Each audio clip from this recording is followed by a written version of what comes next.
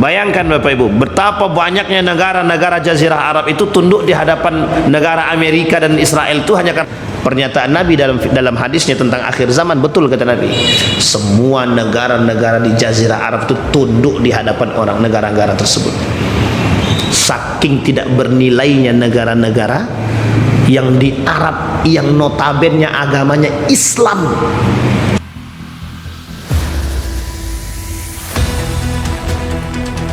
Baik Bapak Ibu sekalian yang berbahagia, bagaimana kabarnya di subuh hari ini?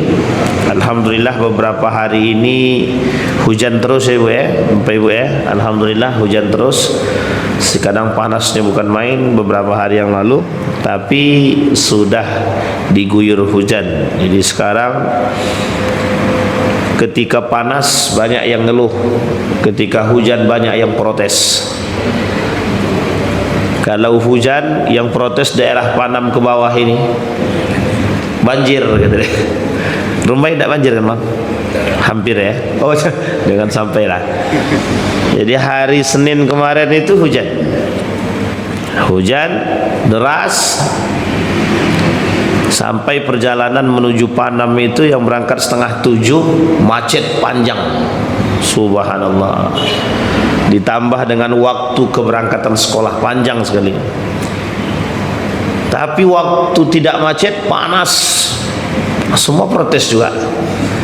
Ya Allah, kok panas sekali lah ya Allah, katanya. Itulah manusia. Kadang entah kapan bersyukurnya pun kita nggak tahu.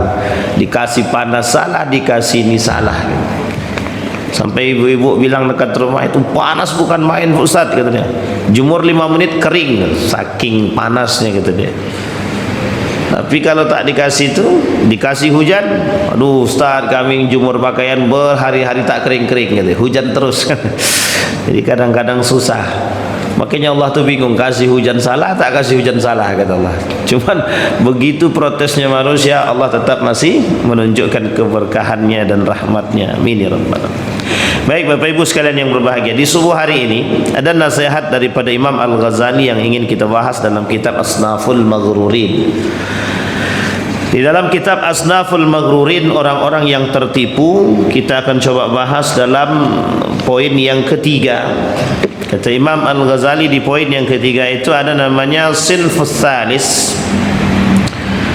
minal maghrurin arbabal amwal wa firaquhum. Jadi kata Imam Al-Ghazali itu yang dibahas sama beliau adalah ketertipuan manusia, orang-orang yang tertipu dalam persoalan harta dan fanatisme kelompok.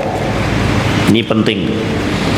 Kata Imam Al-Ghazali itu persoalan-persoalan harta ini itu memang persoalan yang sensitif memang.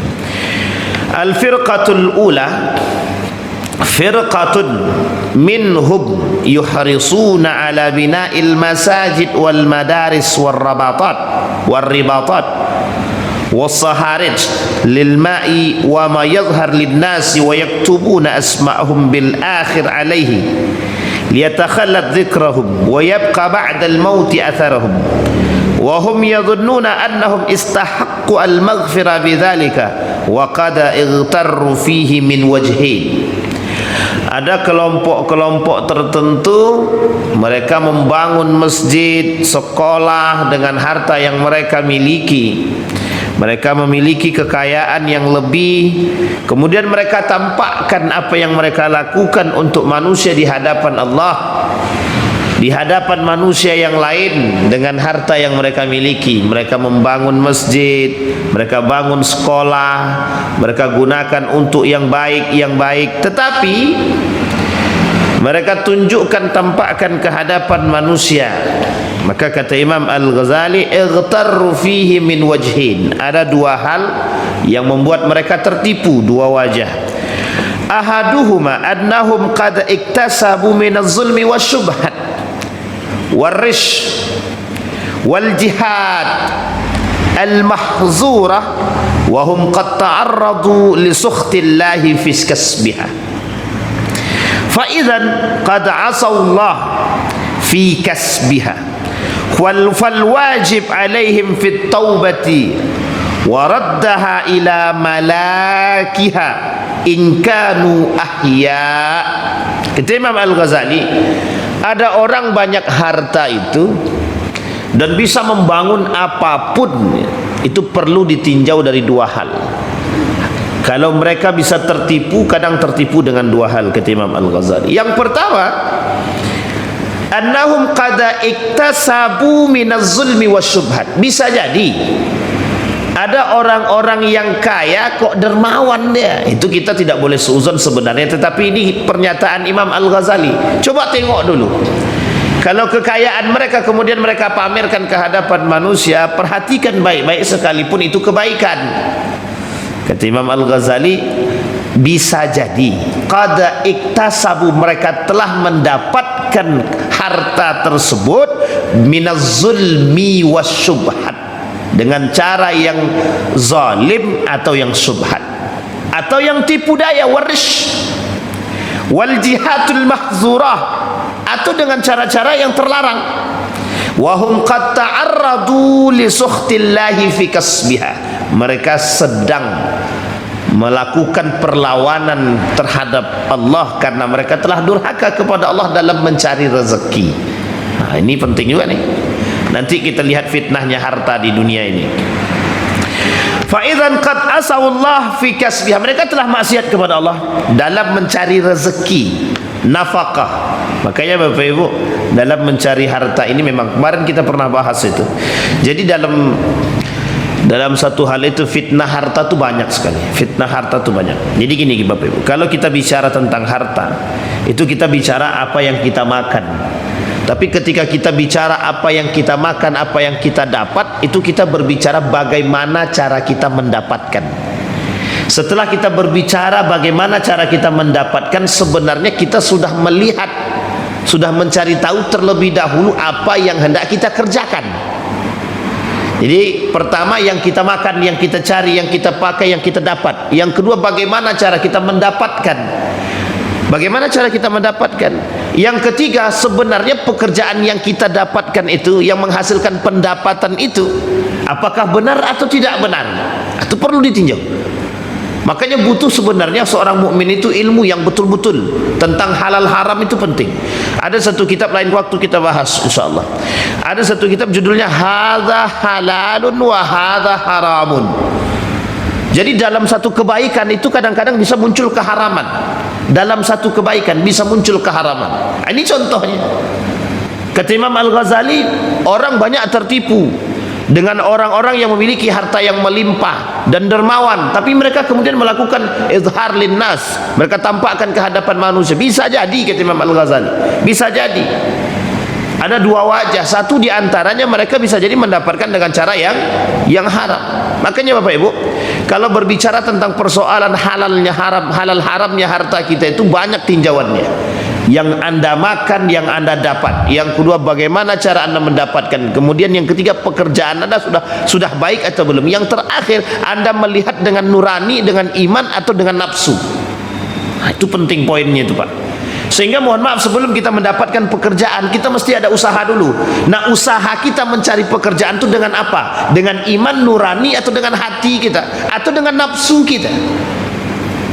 Ada orang-orang yang mohon maaf mencari pekerjaan itu dengan nafsu, satu. Yang kedua memang terpaksa. Kalau terpaksa ini lain cerita, tapi kalau dengan nafsu itu yang berbahaya. Kita ambil contoh.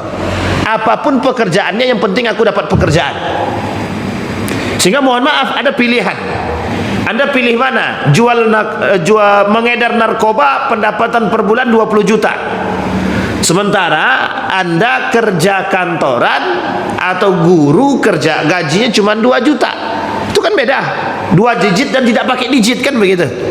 Atau 1 digit lah ya gitu. Tidak ada digitnya lah kan gitu. Yang satu tidak ada digitnya, yang satu ada digitnya gitu. Kalau dia dengan nafsu, otomatis dia akan pilih yang mengedar narkoba, sekalipun mungkin dia tidak mau. Orang mungkin tidak mengetahui ada pekerjaan bang, gajinya 20 juta per bulan, tapi kami tak kasih tahu pekerjaannya, ciri-ciri pekerjaannya jasa lah katanya. Cuman ngantar barang doang. Kan tuh sebenarnya nggak nampak tuh. Ngantar barang doang itu kan nggak nampak, nggak tahu.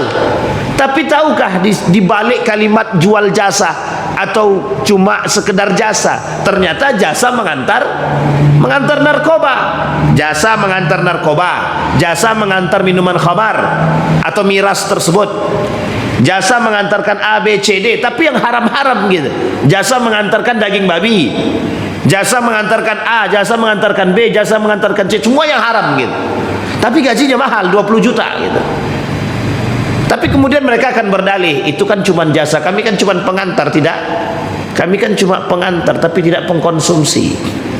Oh, itu beda lagi. Yang sekarang kita bahas dulu bagaimana jasa ini.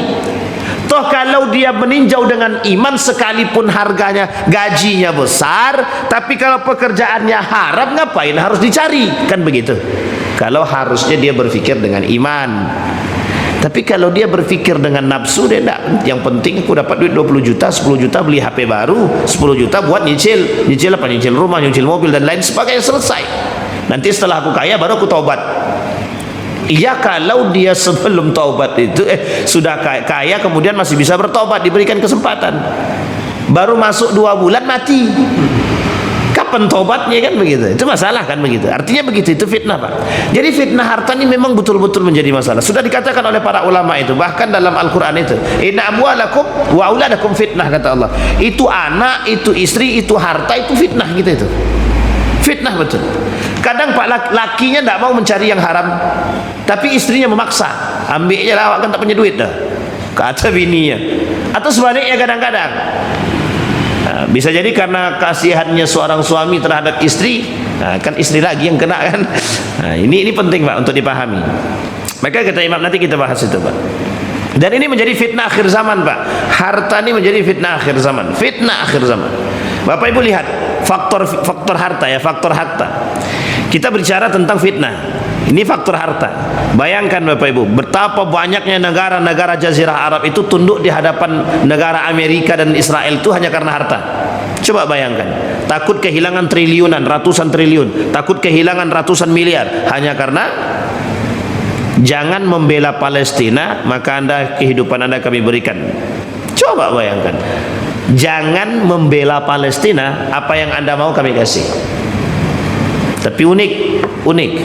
Negara yang sudah kena tipu daya itu banyak. Nepal, negara-negara yang lain yang dijanjikan ABCD, apa yang terjadi? Tidak ada. Mereka memang membumi hanguskan. Tapi ketertipuan kita, merasa dengan adanya negara adik kuasa bisa melindungi, berarti kita nggak percaya Tuhan. Negara sekelas Jazirah Arab saja, itu bisa tertipu dengan persoalan dunia. Karena apa? Janjiannya besar.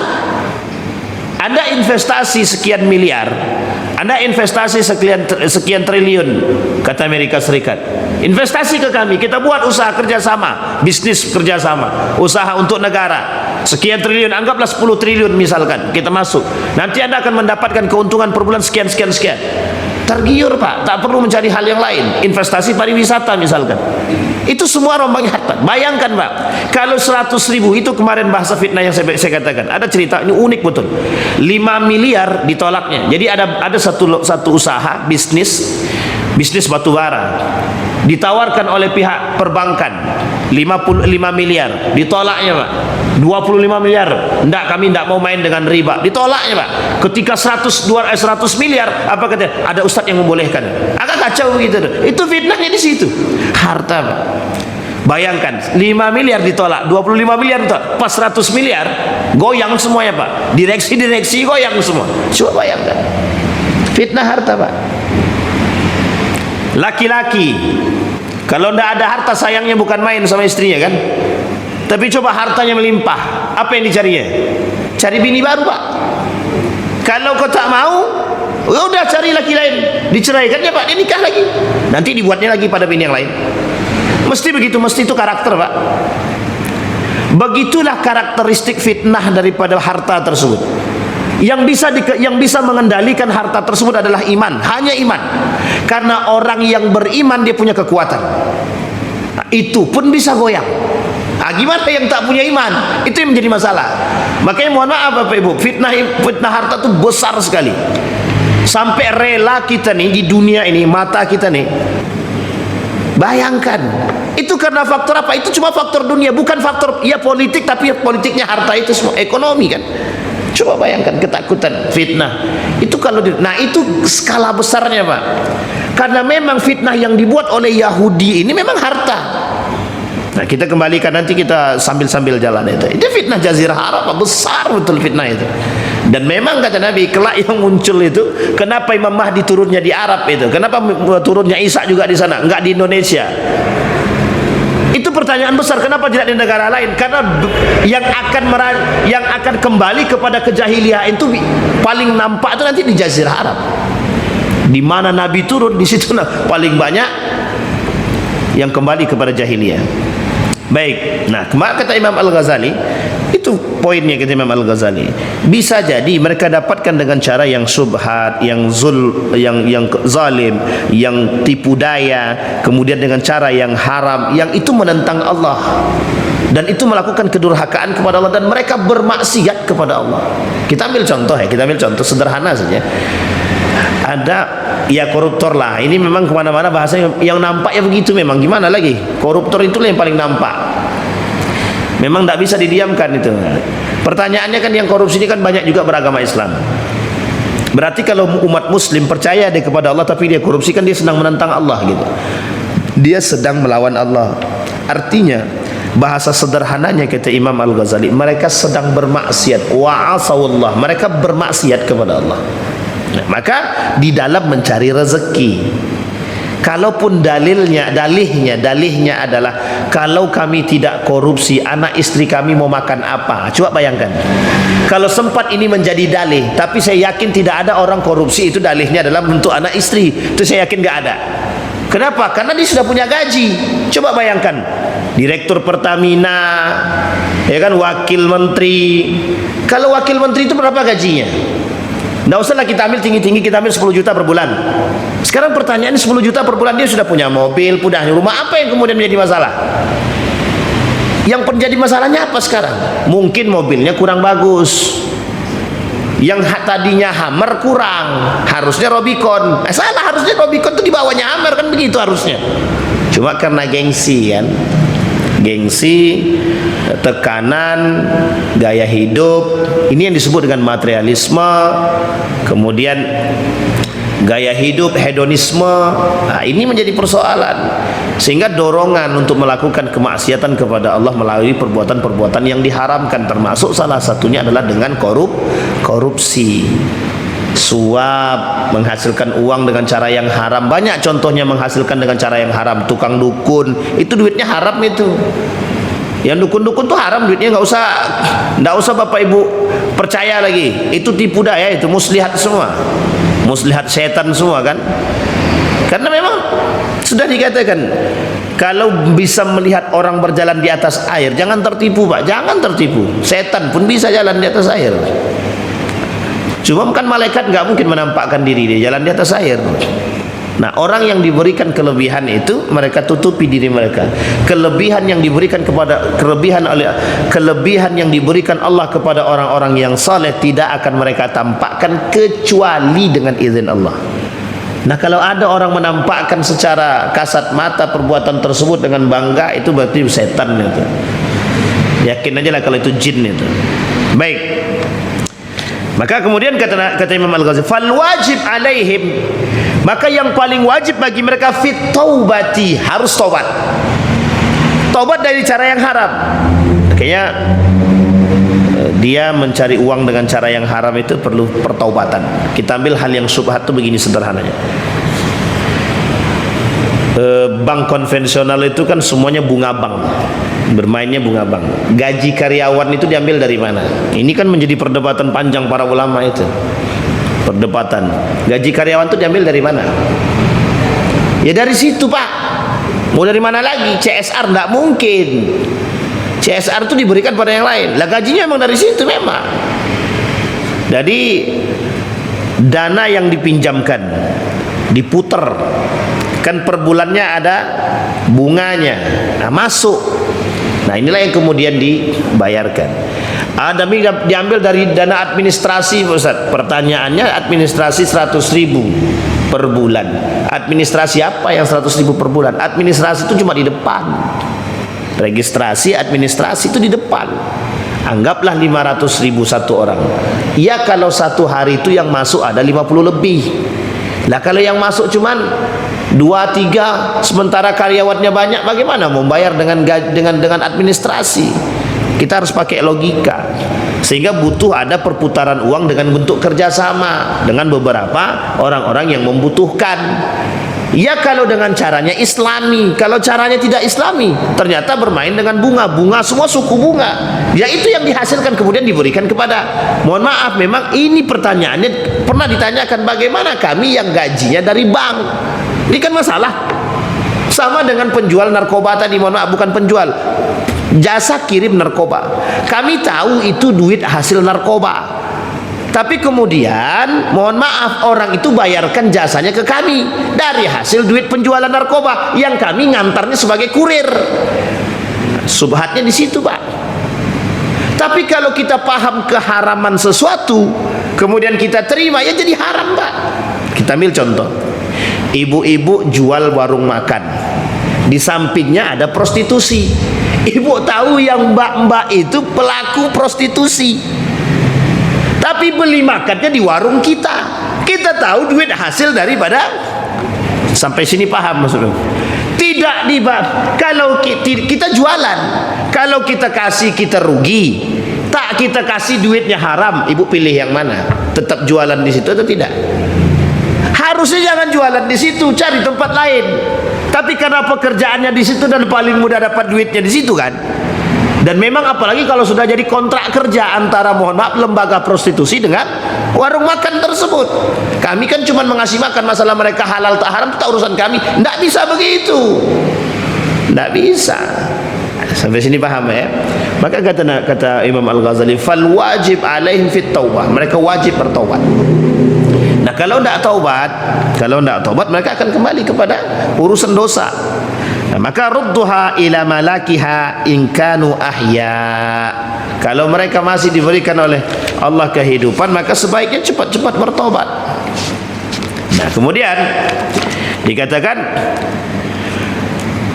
warasatuhum fa in lam yabqa minhum ahad wa in qaradu fal wajib sarafaha fi ahammil maslahah. Kalau duit yang haram tadi, harta haram tadi, itu harus dikeluarkan, Pak. Harus dikeluarkan. Dan harus dikeluarkan kepada hal yang sifatnya maslahat umum. Nah, itu coba bayangkan. Makanya sebenarnya ikhtilaf para ulama, boleh enggak duit korupsi untuk bangun masjid, beli Quran? Duitnya korupsi, hasil zina, prostitusi, jual narkoba, tapi belinya bangunan untuk masjid. Nah, ini Pak Aswardi kami kasih 5 miliar, tapi ternyata hasil korupsi semua. Ya kalau kita tidak tahu, ini masalah, Pak. Kalau kita tidak tahu, kita nggak mungkin dihakimi, Pak. Yang dihakimi itu yang nggak tahu. Kalau dia tahu ini duit korupsi, dia terima juga. Nah, itu masalah tuh. Yang masalah adalah yang ketuanya itu berarti. Tapi kalau dia tidak, tapi untuk maslahat umum, Ustaz. Maslahat umum itu public services. Contohnya jalan. Contoh lain kamar mandi, toilet umum segala macam, pasar segala macam, itu boleh digunakan hal tersebut. Tapi untuk Al-Quran ini, Ustaz, ada uang 25 juta.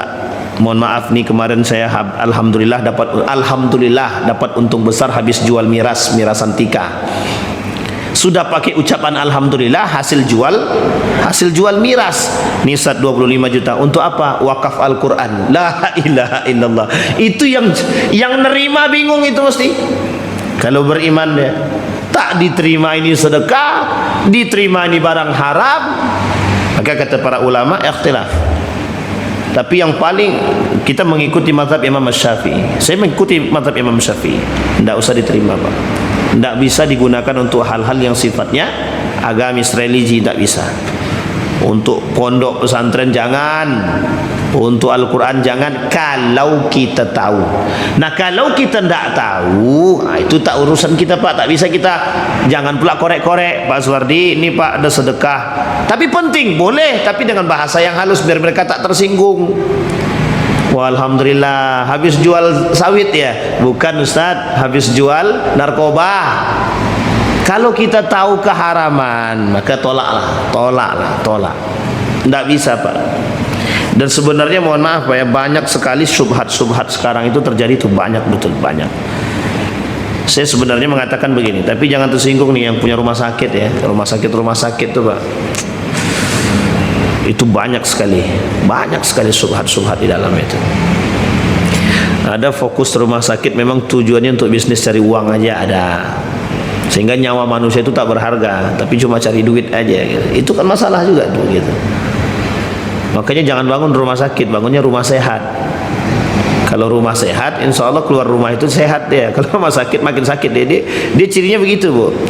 Jadi ini kalau orang yang orientasinya dunia ya, orientasi ini difilmkan Pak, difilmkan betul. Orientasi dunia itu begini, bangun rumah sakit, dengan namanya udah paham kita, rumah sakit, orang yang masuk pasti sakit dan harus kembali dalam keadaan kurang sehat gitu. Kenapa? Biar kembali lagi kan.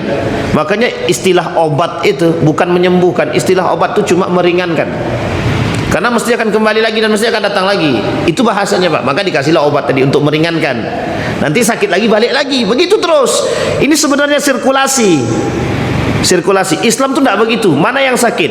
Yang sakit perut. Cari akar masalahnya apa? Oh, akar masalahnya makanan. Makanannya yang dikurangin, yang disalahkan.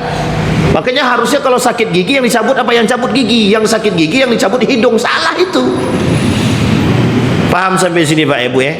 Nah ini sirkulasi Pak, sirkulasi. Mohon maaf Pak, ini Bapak Ibu boleh tanya sama, mohon kalau jujur yang pemilik rumah sakit, tanyakan Pak. Meskipun banyak juga yang orientasinya untuk memberikan layanan kesehatan, tapi rata-rata kan bisnis semua. Ini kasus banyak dulu nih terjadi, banyak sekali kasus ini Pak. Kita ambil contoh lah kasus yang lain gitu. Kita anggap ya, ini persoalan COVID kita ambil. Kita tidak melakukan hal-hal COVID misalkan.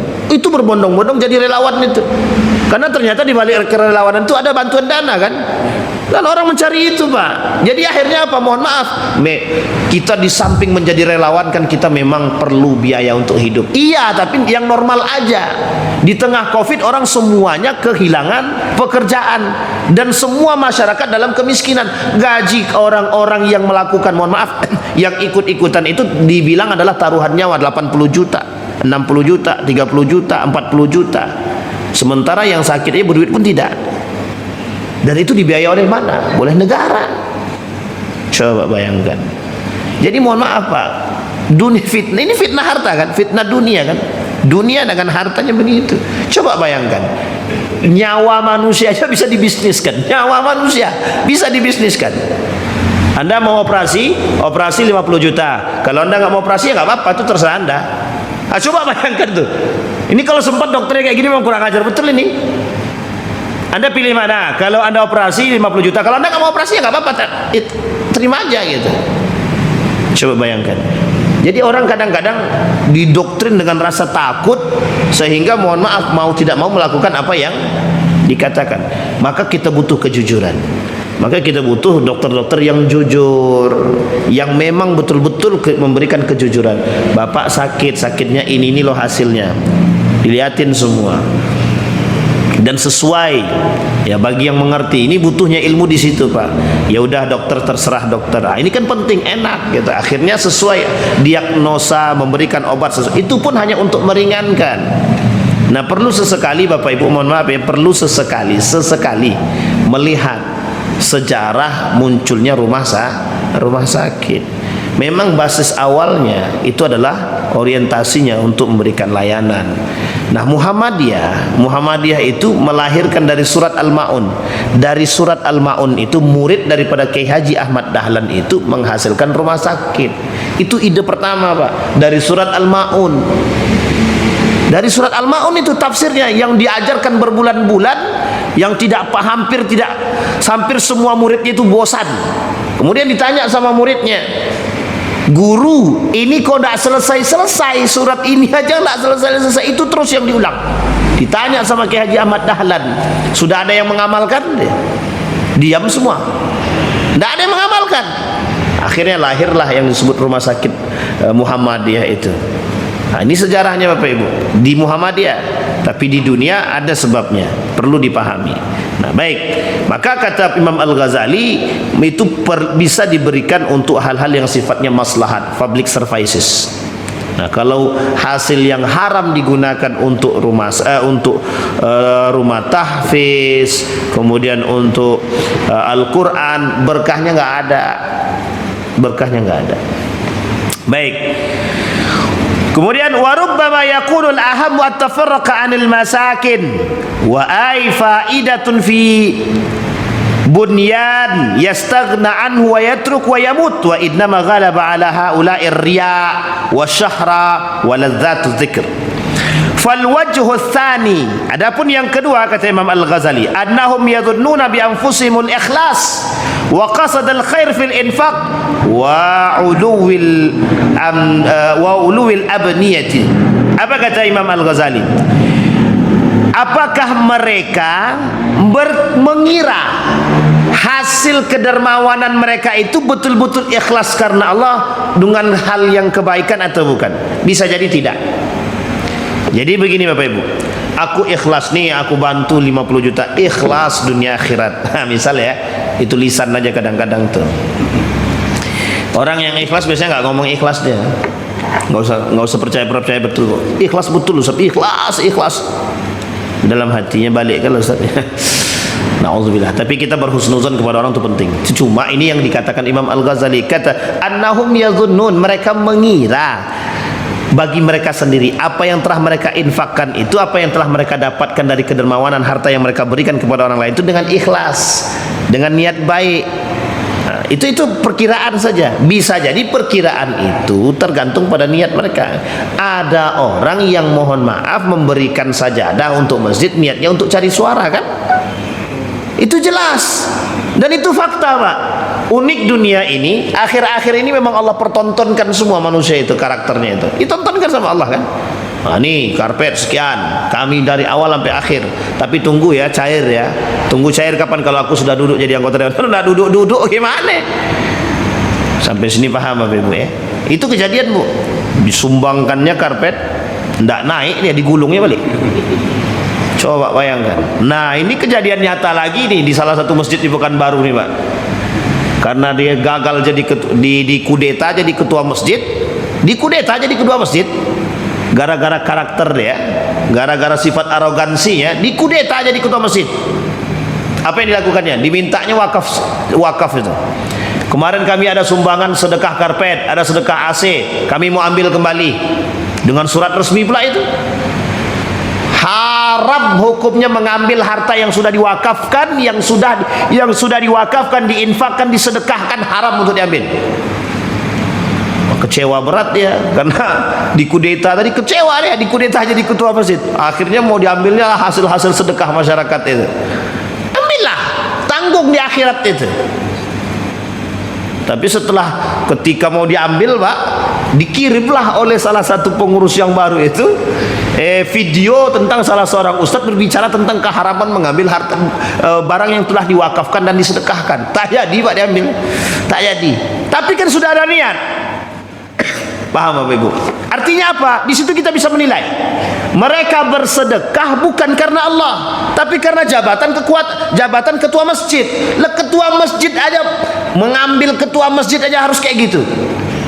Coba bayangkan itu. Nanti dalihnya mereka mengganggu keikhlasan kami. Loh, kalau mengganggu keikhlasan Anda berbuat untuk manusia atau untuk Allah? Selesai. Masalah itu bukan urusan Anda. Kalau Anda ikhlas karena Allah, itu urusan Allah. Sampai sini paham Pak ya? Sama Pak. Makanya hati-hati anggota dewan itu yang mengatasnamakan rakyat. Para pemimpin-pemimpin yang mengataskan nama rakyat, kami ikhlas karena rakyat, betul. Kalau nggak dibayar, hati-hati. Maka kadang-kadang kita lucu Pak. Mereka dibayar oleh rakyat, tapi yang mereka siksa rakyat gitu. Itu kan masalah itu. Ini fitnah hartanya di situ. Makanya akhir zaman ini memang pokoknya nampak semua.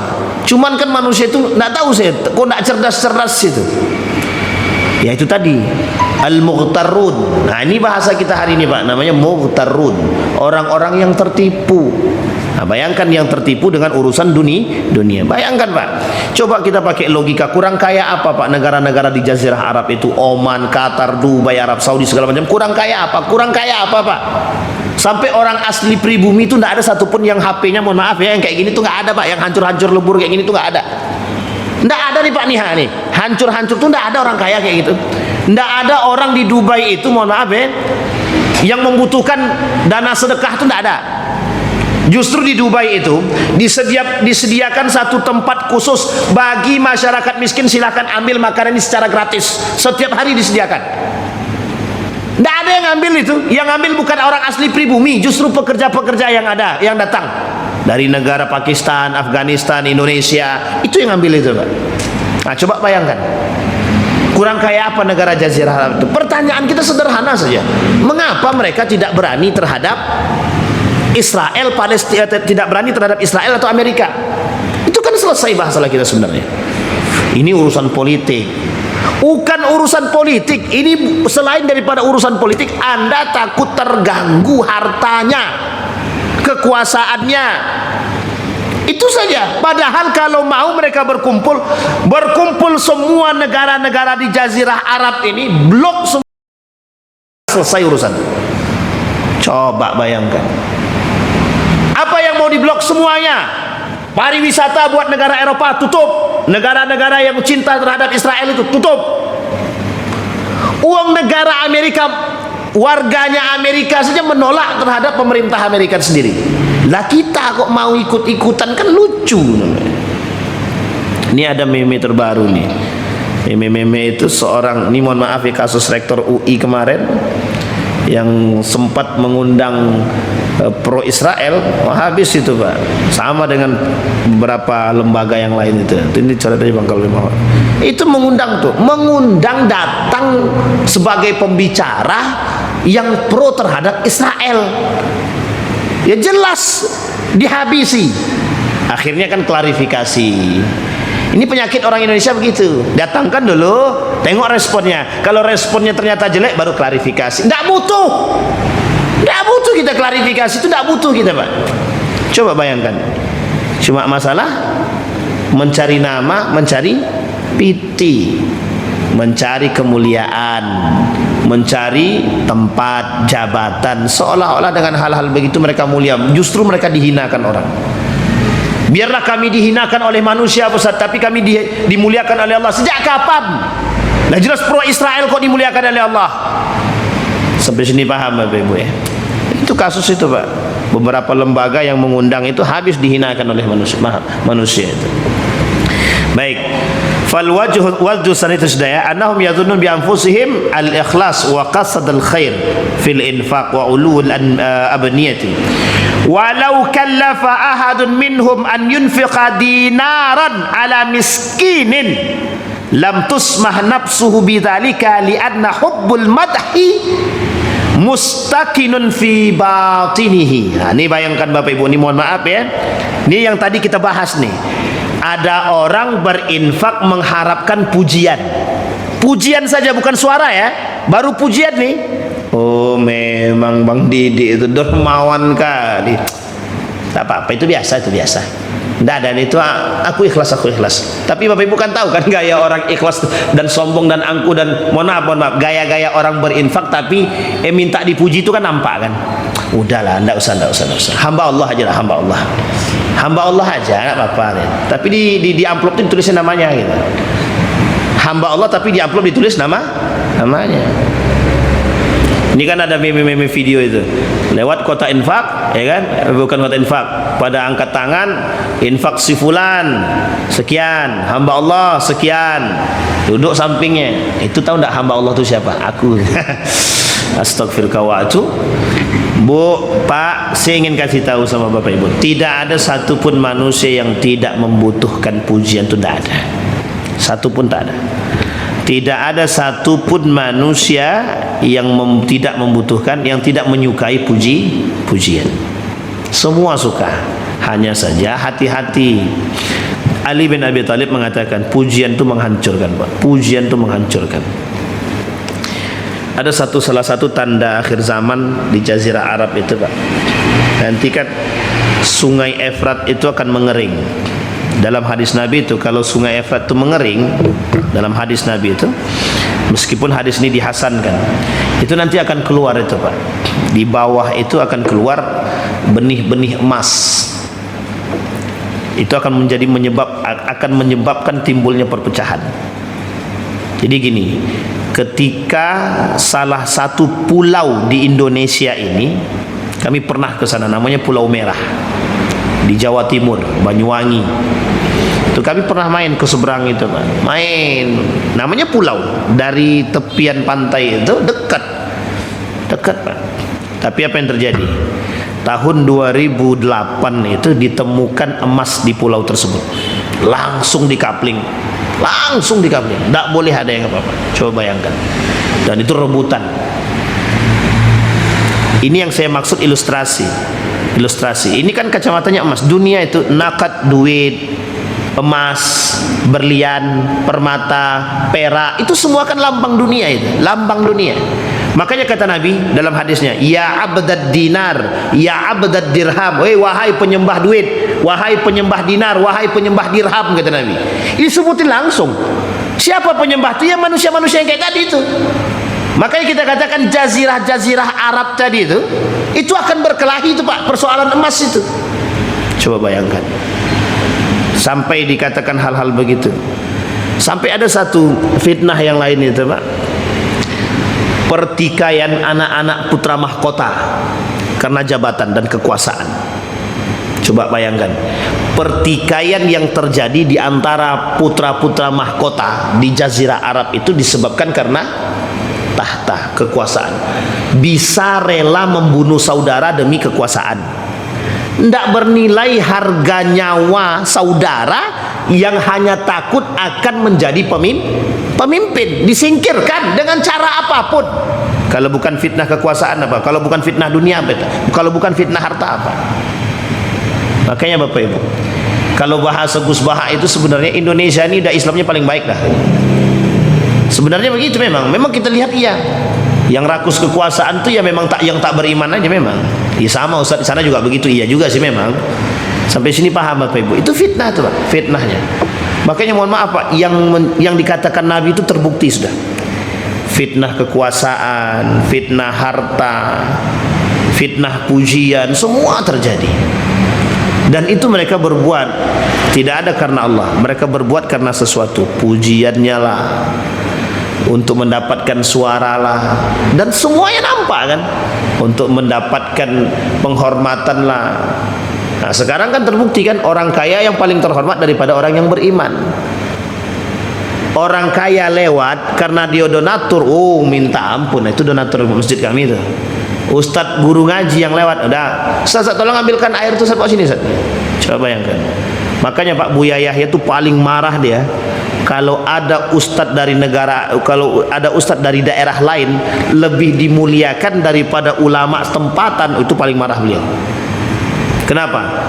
Karena ulama tempatan lebih banyak pengaruhnya dalam membentuk karakter masyarakat ketimbang ulama yang baru datang dari luar.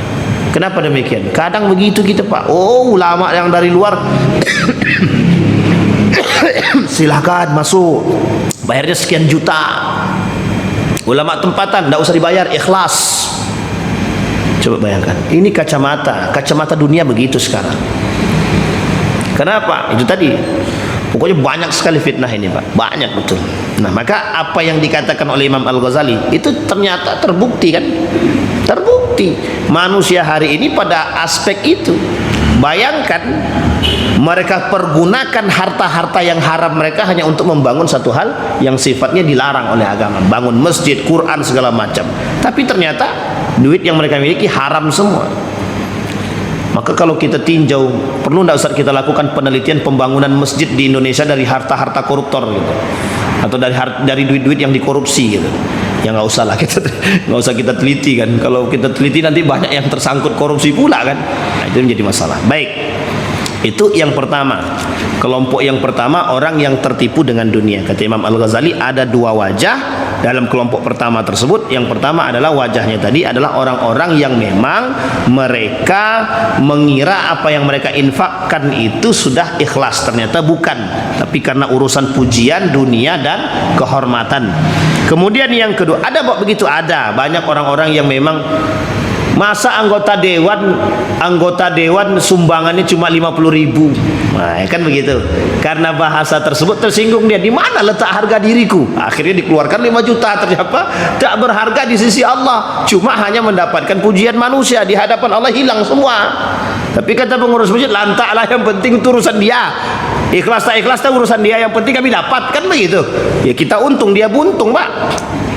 Baik. Yang kedua, mereka mencari harta dengan cara yang haram. Baik. Kemudian al-firqah tsaniyah, kelompok yang kedua. Wa firqatun ukhra rubama iktasabul halal wa ijtanabu al-haram wa anfaquhu 'alal masajid wa hiya aidan maghruratun min wajhin.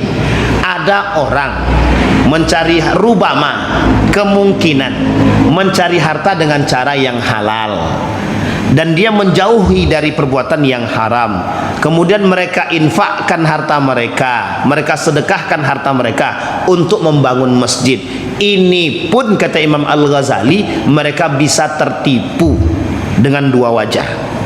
Min wajhin, hati-hati. Nah, ini kan nasihat sekaligus maklumat yang diberikan oleh Imam Al-Ghazali. Ahaduhuma ar-riya wa talabus sum'ah wa tsana. Hati-hati. Memang duit yang dia dapat bisa jadi halal. Dia memang menjaga dari perbuatan yang haram. Memang dijaga dari perbuatan yang haram. Memang dia rajin dermawan orangnya, rajin dia sedekah. Tapi hati-hati, kadang-kadang orang-orang yang rajin sedekah ini bisa juga tertipu. Salah satu cara setan untuk membuat mereka tertipu adalah dengan rajinnya mereka berinfak untuk mendapatkan pujian. Hati-hati dengan riya, sum'ah. Nah, sum'ah ini yang paling berbahaya, Pak. Yang paling berbahaya itu sum'ah ini. Riya juga bahaya banget, tapi sum'ah juga bahaya. Apa bahaya sum'ah itu? Karena kita yang punya harta, karena kita rajin sedekah, kalau kita memberikan pendapat dan orang tidak mau mendengarkan pendapat kita, kita tarik sedekah kita pindahkan ke tempat yang lain. Sampai sini paham maksudnya Bapak Ibu? Aku sudah rajin-rajin sedekah di situ, pendapat awak pun tak didengarnya.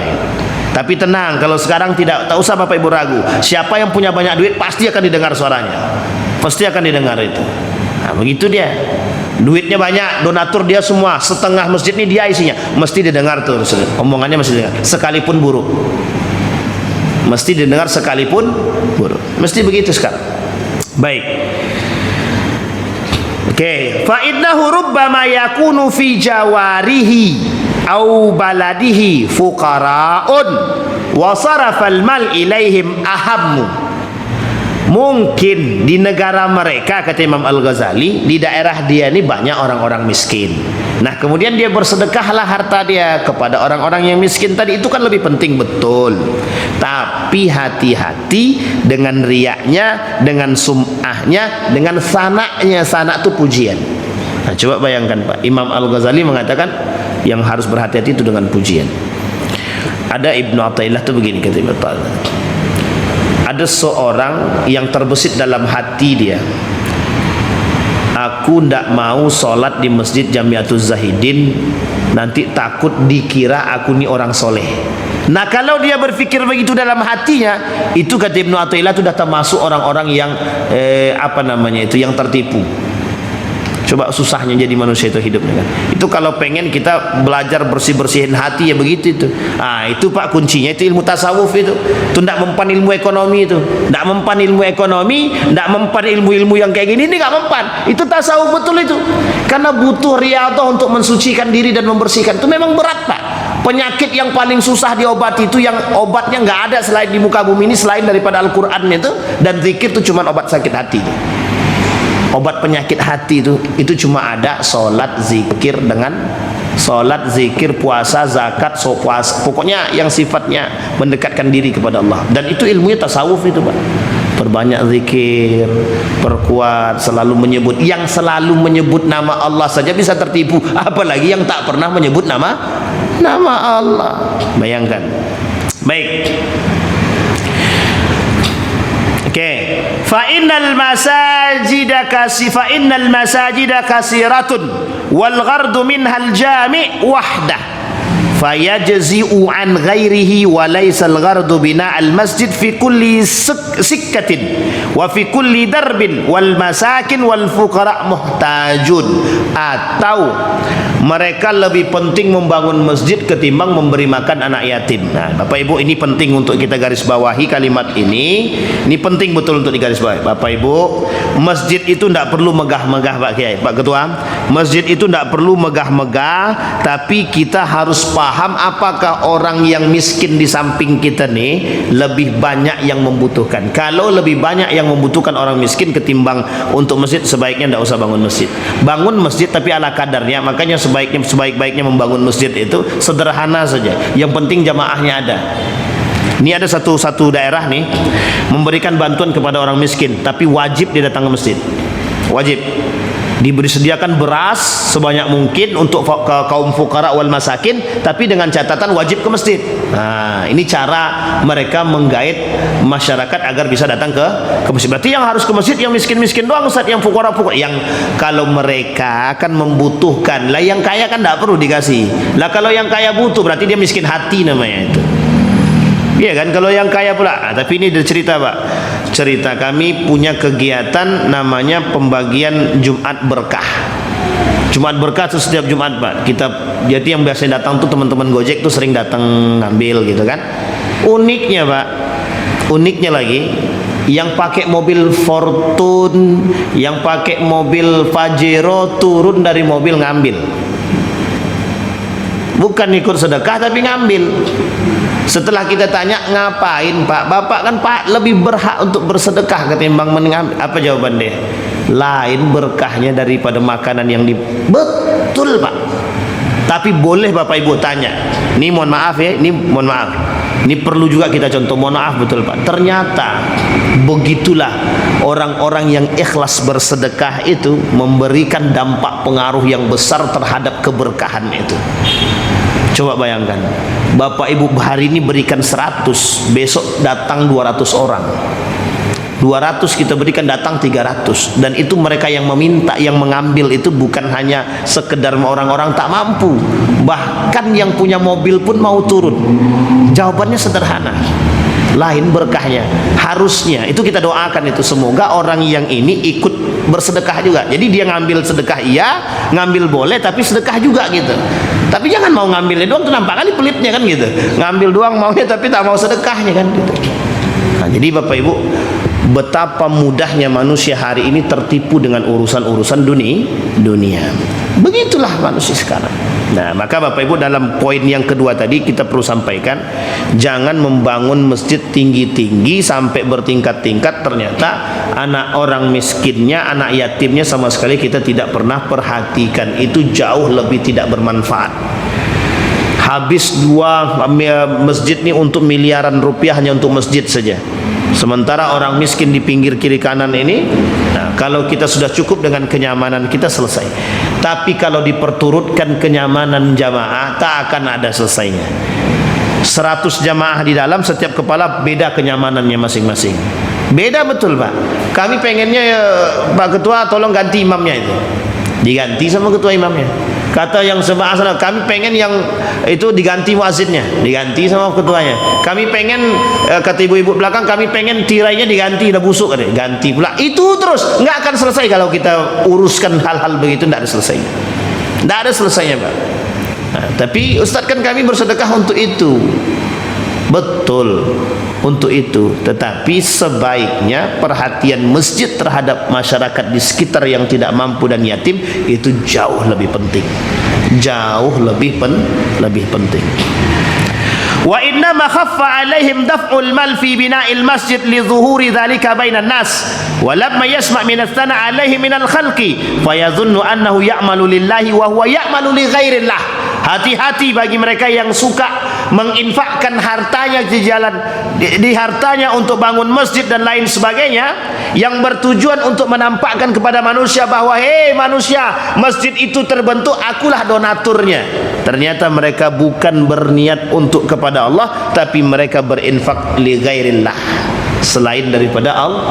Ini nasihatnya Imam Al-Ghazali ini. Baik Bapak Ibu, wallahu a'lam bidzalik.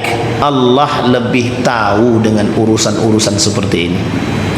Wa innama niyyatuhu alaihi ghadiba wa innama qala qasadtu annahu lillahi ta'ala. Nanti besok aku kira dia niatnya untuk Allah, ternyata bukan. Tapi sebaik-baiknya niat, niatkanlah untuk Allah Subhanahu wa ta'ala. Bapak Ibu sekalian yang berbahagia, itulah kenapa alasan Nabi kata kalau bersedekah itu cari orangnya, itu taruhkan di mana dia naik, di mana dia turun, taruhkan di bawah itu. Biar kita ini tidak dipuji oleh orang yang menerima itu. Berat Pak, pujian itu berat sangat. Apalagi kalau kita tertipu karena pujian. Oh subhanallah. Dan ini berlaku untuk siapapun, tidak hanya Bapak Ibu, termasuk para ulama, alim ulama itu mudah sekali tertipu. Na'udzubillah, na'udzubillah. Ujian terberat bagi para dai itu adalah pujian itu. Pujian itu. Wow, bagus sekali Ustaz nih. Naik bahu sebelah. Kata yang sebelah sana, oh bagus juga, naik dua-duanya. Ah, ini masalah Pak. Yang tadinya jalannya begini sudah berubah jalannya Pak. Sudah kesombongan dan keangkuhan hanya disebabkan karena pujian. Hati-hati Pak, hati-hati. Sekarang Bapak Ibu, kita masukkan kepada hal yang besar. Ini saya tidak dalam sedang mengkritik yang lain, tapi perhatikan baik-baik. Dulu negara-negara di Arab itu begini semua Pak. Kenapa miskin Pak? Miskin sebelum ditemukannya minyak. Setelah ditemukannya minyak, begini semua. Hati-hati, hati-hati. Coba bayangkan, sebelum ditemukannya begini, setelah ditemukan minyak begini semua. Paham maksud saya Pak? Begitulah fitnah itu. Negara Eropa tuh Bapak Ibu cari dalam sejarah kekuasaan di muka bumi ini. Cari dalam sejarah negara yang paling berpengaruh di muka bumi ini. Ada nggak dari Jazirah Eropa tuh? Nggak ada. Amerika nggak ada apa-apanya. Inggris apa tak lagi Pak? Hanya karena Inggris pernah menjadi pemenang dalam perang dunia pertama. Amerika pemenang perang dunia kedua. Selesai. Nggak ada yang lain Pak. Dari yang tidak punya apa-apa begini semua Pak. Begini semua akhirnya sekarang kan. Amerika dengan keangkuhannya, Inggris dengan keangkuhannya. Negara pemenang pertama kan perang dunia pertama itu Inggris, yang kedua Amerika. Dua-duanya bagaimana? Begini semua. Apa keangkuhan mereka? Mereka sudah merasa memiliki kekuasaan di dunia ini. Apa yang tidak mereka pegang? Apa yang tidak mereka pegang hari ini? Semua mereka pegang. Pernyataan Nabi dalam hadisnya tentang akhir zaman, betul kata Nabi. Semua negara-negara di Jazirah Arab itu tunduk di hadapan orang negara-negara tersebut. Saking tidak bernilainya negara-negara yang di Arab, yang notabennya agamanya Islam, yang percaya kepada Allah, yang beriman kepada Allah, yang beriman kepada Rasulullah, tapi ternyata goyang dengan urusan dunia. Coba lihat fitnah-fitnah itu sekarang. Sungai Efrat mengering, nanti dapat emas di situ. Orang kelahi dengan urusan itu Pak, berantem. Fitnah yang timbul itu kenapa kok emas? Karena perpecahan itu disebabkan karena harta yang menyebabkan. Anak ibu bisa berantem gara-gara harta warisan kok. Apa tak lagi dengan urusan seperti itu Pak? Kenapa begitu? Saking habisnya minyak saking habisnya emas di dunia ini yang dikelola oleh satu kelompok, maka orang berebutlah ketika nampak buih-buih emas itu, berebut semua, injak menginjak. Ini ilustrasi yang pernah diberikan oleh Allah dalam perang Uhud. Bayangkan Pak, orang munafik mengajarkan kepada orang mukmin cinta terhadap dunia. Harta rampasan yang terletak di depan Jabal Rumat itu diperebutkan oleh semua umat muslim ketika itu. Yang dari atas, ini ilustrasinya Pak, yang dari atas Jabal Rumat itu Dia ada Jabal Uhud yang besar, di depan itu ada syuhada, makam syuhada. Nah, di depan makam itu ada jabal kecil namanya Jabal Rumat yang sudah mulai mengecil itu. Di situ dulu Pak para pemanah-pemanah kita. Kata Nabi jangan turun, bayangkan. Perintah Nabi jangan turun. Apa kata kaum munafik? Turun aja, ambil tuh. Nanti kalau nggak diambil orang ambil. Coba bayangkan ilustrasi cinta terhadap dunia. Ternyata hari ini begitu. Semua orang turunkan egomu, turunkan imanmu demi harta. Tidak usah kau pandang imanmu, tidak usah, iman itu merusak. Bayangkan bahasanya kaum munafik kepada orang-orang yang tertipu tadi. Apa kata mereka? Kalau harta itu tidak kita ambil maka akan diambil orang. Akhirnya apa? Para pemanah turun untuk mengambil harta rampasan. Apa yang terjadi? Apa yang terjadi? Didatang Khalid ibn Walid kemudian mengepung umat muslim yang sedang ngambil harta rampasan, termasuk baginda Nabi dalam keadaan terluka dalam perang yang kedua Uhud itu. Itu ilustrasi yang nampak. Dan begitu hari ini iya.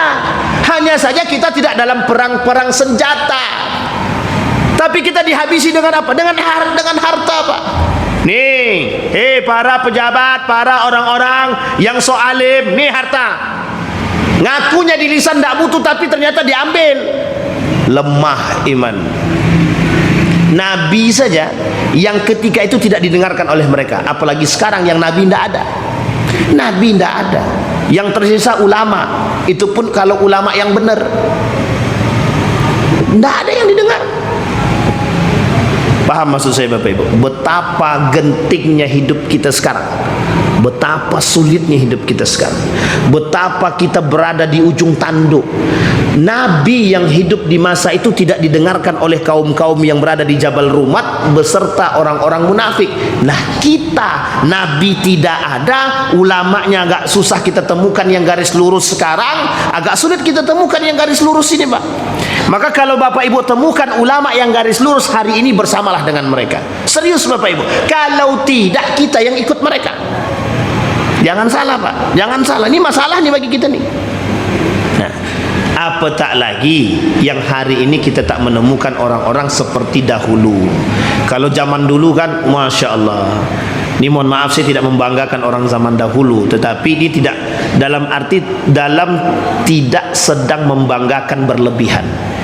Orang-orang zaman dulu Pak, ulama-ulama zaman dulu itu keluar dari masjid, dia bawa permen Pak, bawa permen, anak-anak dikasih. Begitulah model kehidupan ulama terdahulu. Begitulah kehidupan, mohon maaf, hanya guru ngaji tapi dia mampu bersedekah kepada anak-anak. Setiap guru ngaji itu kadang sediain makanan. Zaman kami dulu begitu, masuk, padahal kita cuma diajarkan baca Al-Quran, itu pun gratis, nggak pakai bayaran. Betapa senangnya mereka kita datang ke rumah, dikasih makanan. Coba, dikasih makanan. Coba bayangkan. Sekarang kita yang dikasih makan semua orang. Mohon maaf Pak ya, mohon maaf, kita yang dikasih makan. Kalau dulu enggak, guru ngaji itu, mohon maaf Pak, di Mesir masih banyak itu. Maka saya katakan Bapak Ibu, ulama-ulama Mesir itu, ulama-ulama di Mesir itu, kalau mahasiswanya datang, itu gaji dosennya Mesir itu, dosen-dosen di Mesir itu, gajinya itu digunakan untuk memberikan beasiswa kepada anak-anak yang di luar. Kalau anak itu datang ke rumah mereka talaki belajar, dikasih makan. Tahu Bapak Ibu pekerjaan harian mereka apa? Ada yang sol sepatu, ada yang mengurus masjid, ada yang tukang pel masjid. Bayangkan itu cuma untuk menundukkan ego dan kesombongan dan keangkuhan dalam diri mereka. Kalau sekarang tidak, kita tengok nih mohon maaf Pak, bukan kita mau nyombong ya, mohon maaf. Tengoklah ustadz kita di sini itu. Mohon maaf Pak, mohon maaf. Baru berapa keliling baru mobil dah ganti dah. Dah ganti. Ustadz kok bisa ganti mobil? Ya PNS. Tahu Bapak Ibu PNS? Penceramah non-stop. Coba bayangkan. Ini kalau sempat terucap dari mulut-mulut para asatid dan para ulama, ya Allah ya Rabbi, betapa hinanya dunia ini ya Allah. Dan dia dihinakan oleh dunia sendiri. Nauzubillah. Jadi Bapak Ibu, begitulah silaunya dunia itu. Kata Zainuddin MZ tadi, Bapak Ibu kapan-kapan waktu duduk di rumah, coba dengarkan kembali kajian-kajian yang pernah disampaikan oleh Zainuddin MZ beberapa puluh tahun yang lalu. Itu mesti terasa. Apa yang beliau sampaikan itu semua silau dunia. Ya Allah ya Rabbi. Saya sering, Pak, mohon maaf, saya termasuk orang yang sering mendengarkan beliau. Jeffrey Al-Bukhari, coba dengarkan kajian-kajian para ulama-ulama dahulu itu. Ya Allah, apa yang mereka katakan hari ini itu yang terjadi. Dan kita tidak bisa pungkiri kan, begitulah para ulama kita terdahulu kalau memberikan ilmu itu betul-betul dari hati, meskipun ada tapi tak banyak yang menyeleweng. Kalau sekarang, itulah yang kita takutkan, Pak. Kita doakanlah mudah-mudahan guru-guru kita nih Allah jaga mereka dan tak silau terhadap dunia. Saya salut dengan ceritanya Dr. Mawardi Muhammad Saleh itu. Yang cerita bukan pula beliau lagi, orang lain, Pak. Ini sebelum kita tutup. Ini penutup sebagai silaunya dunia ya. Jadi Dr. Mawardi Muhammad Saleh itu pernah ditawarkan untuk menjadi seorang, pokoknya orang terhormat lah di Jakarta itu. Tapi beliau tolak. Beliau memilih untuk kembali ke Riau dan mengajarkan ilmu agama. Dan kalau beliau mau ketika itu, beliau alumni Universitas Islam Madinah, 3 tahun di sana, pokoknya belasan tahun, artinya sampai S1, S2, S3 di sana beliau. Itu kalau beliau cinta terhadap dunia, selesai urusan itu. Apa yang beliau mau sebenarnya dunia ini ada.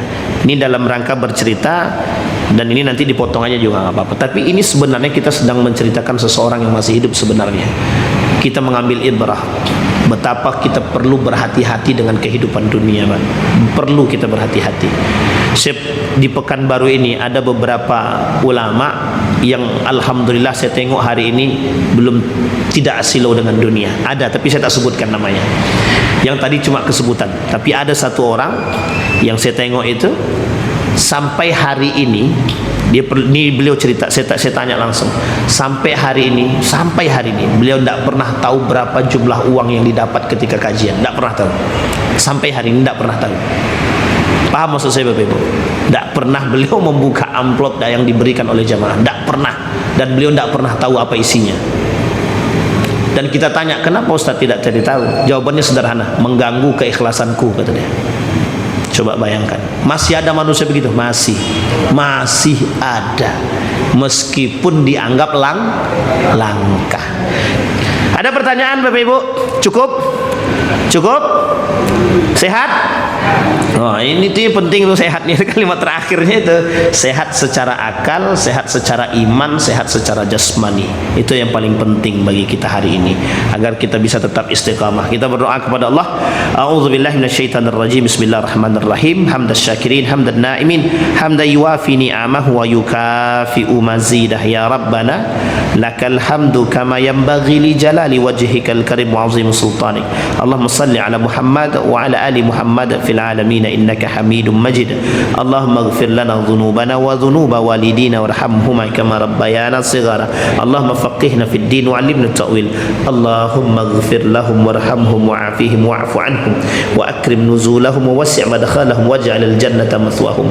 Allahumma rabban nas adhhibil ba'sa ishfi jami' maradil muslimina wal muslimat wal mu'minina wal mu'minat bi rahmatika ya dzal jalali wal ikram. Ishfihim anta syafi la shifaa illa shifaa'uk shifaan la yughadiru saqama wa la alama. Allahumma tsabbit qulubana bil iman. Allahumma tsabbit qulubana bil iman. Allahumma ansur man nasara ad-din wa khudhul man khadhal muslimin. Allahumma ansur ikhwanana al mujahidin fi Palestin wa fi Gaza wa fi kulli makan. Allahumma dammiril yahud. Allahumma ahlikil kafarata wal mubtadi'at wal musyrikin a'da'aka a'da'ad din. Allahumma rabbana hab lana minas salihin. Rabbana hab lana min azwajina wa dhurriyyatina qurrata a'yun waj'alna lil muttaqina imama. Allahumma ij'alil Qur'anal 'azima rabi'a qulubina wa nura sudurina wa jilaa'a ahzanina. Rabbana zalamna anfusana wa illam taghfir lana wa tarhamna lanakunanna minal khasirin. Rabbana atina fid dunya hasanah wa fil akhirati hasanah wa qina adzaban nar. Walhamdulillahi rabbil alamin. Assalamualaikum warahmatullahi wabarakatuh.